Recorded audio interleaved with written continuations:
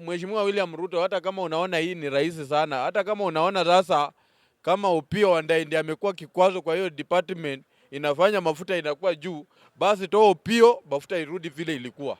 Kwa sababu wewe uwezi ukatuambia hapa unapandisha mafuta na 30.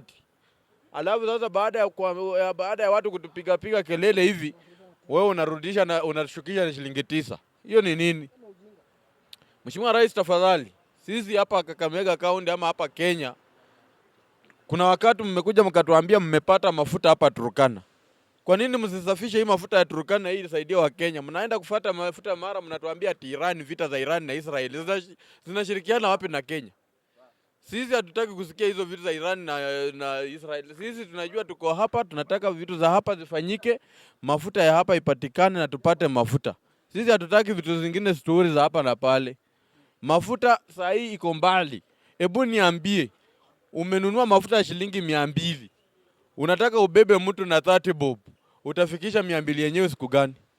Hiyo maneno sisi hatutaki, tunasema kwamba kama sauti moja mafuta irudi chini. Kabisa. Sisi hatutaki maneno mengine na tunataka tuungane na ile opposition yenye inasema mafuta irudi chini. Na sisi tunasema kama timu moja ya kwamba sisi hatuko kwa mrengo wote. Lakini kile tunasema hizi ni burning issues zenye zinaathiri mkomo mwananchi. Ukituambia mafuta hapa atiko juu, wewe unamaanisha yule mama wa chini ule kitambaa toke kule kwake hata aende hospitali atibiwe bado itamgharimu kwa sababu mafuta iko wapi? Iko juu. So hiyo maneno sisi hatutaki.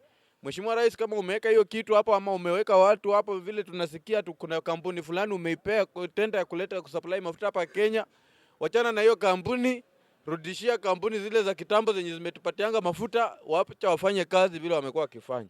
Hao watu na watuletea hapa sijui wa China ama sijui wa wapi, hao wacha wafanye biashara huko kwao. Sisi huku kwetu pia tufanye biashara zetu.